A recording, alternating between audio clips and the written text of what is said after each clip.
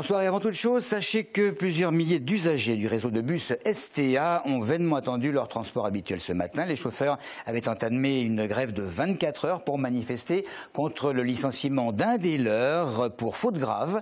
Et cela concernait les villes de Mennecy, de Balancourt, de Corbeil et de Bondoufle en particulier. Ça s'est passé samedi. On en avait beaucoup parlé depuis des mois. L'inauguration de l'église Saint-Étienne de Corbeil après travaux de rénovation qui auront duré quelques 2 ans. De nombreux fidèles étaient présents pour assister à cette première messe en présence de Monseigneur Dubost ainsi que le maire de la ville, Jean-Pierre Bechter, et le sénateur Serge Dassault. Tout dans l'église avait été refait, les façades, la toiture, la sacristie, etc. Ces travaux qui ont également mené à la magnifique découverte d'une fresque sur le plafond de l'église et qui représente des anges musiciens. Audrey Coll. Cette église a toujours été une belle église, bien sûr, mais avait besoin d'un ravalement absolument total, depuis là-bas, si je puis dire, jusqu'en haut du clocher.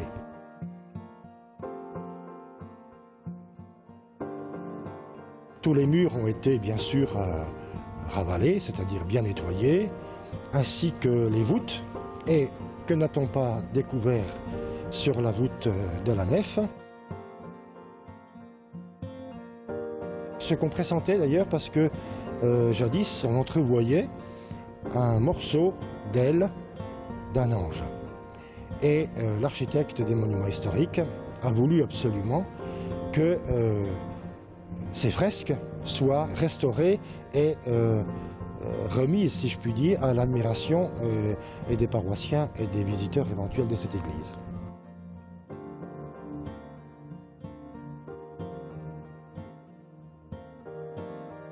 Les paroissiens, certaines et certains d'entre eux, ils y ont été baptisés, ils y ont vécu leur première communion, leur profession de foi, ils y ont été confirmés, s'y sont mariés pour certains, et donc leur église, c'est leur église.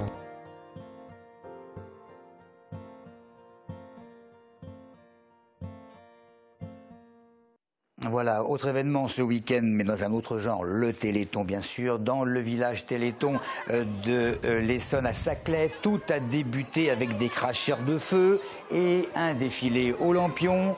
La ville a récupéré 28 000 €, un but proche de ce qu'elle espérait.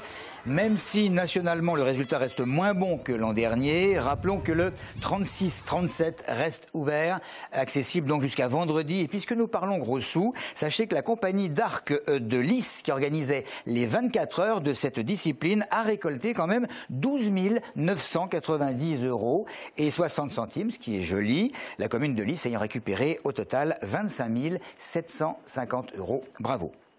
Autre chiffre, 43 000 enseignants. C'est ce qu'entend recruter le ministère de l'Éducation nationale avec le lancement aujourd'hui d'une grande campagne qui entend relancer une profession qui attire moins qu'avant. La fatigue, certaines désillusions semblent plus importantes que la crainte du chômage avec en toile de fond la crise. Cela dit, bon nombre de profs ne lâchent pas prise. On écoute une enseignante de Mennecy.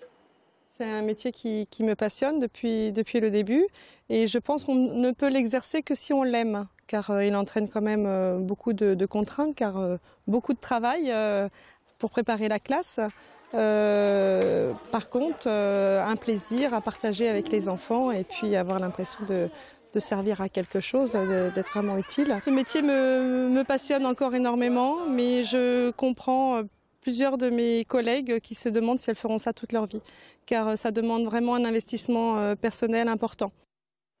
Un phénomène dramatique à présent, les suicides sur les voies de chemin de fer qui sont en hausse, 30% de plus cette année sur le réseau SNCF. Les conséquences humaines sont évidemment tragiques, mais au-delà de ça, ces incidents sont également la cause de nombreux retards. Et pour éviter ces désagréments, la SNCF a mis en place une procédure que nous détaille Maxime Memen. On les appelle pudiquement. Manifestement, petit ennui technique sur ce reportage que nous verrons probablement d'ici quelques secondes. On va passer à l'hôpital Joffre de Draveil, le projet d'aménagement du site qui est actuellement dans le flou. Georges Tron, le maire de la ville, veut des logements et des commerces. L'association Draveil Village s'y oppose. On voit ça avec les explications de Claire Colombel.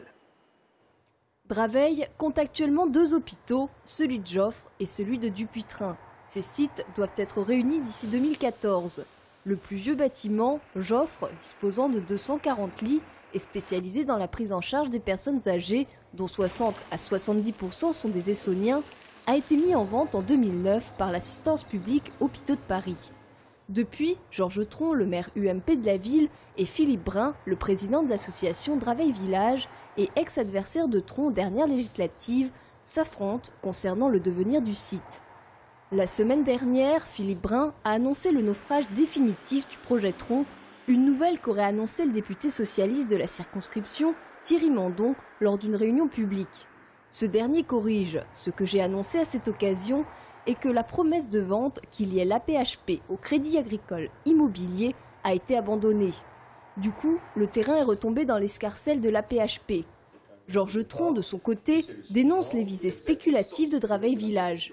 La situation est plus complexe d'après lui. Si le dossier de la vente entre l'AP-HP et le Crédit Immobilier n'est plus instruit, la promesse de vente, elle, court toujours.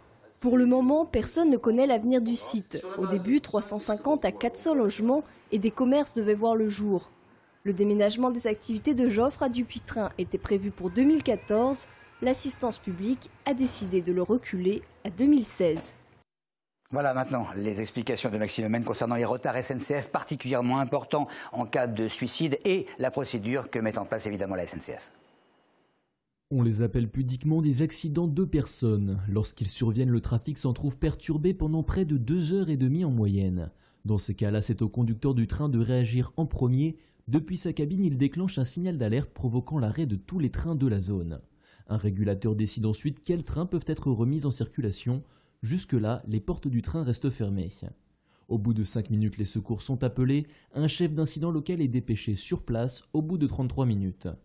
7 minutes plus tard, l'officier de police judiciaire arrive, recueille les témoignages et confirme ou non la thèse du suicide avant d'autoriser ou non la reprise du trafic. Au bout d'1h17, le conducteur peut être relevé. Un accompagnement psychologique lui est alors proposé. Vous savez, quand vous voyez quelqu'un se jeter à quelques centaines de mètres ou quelques dizaines de mètres d'un train, vous faites un freinage d'urgence et c'est très très long.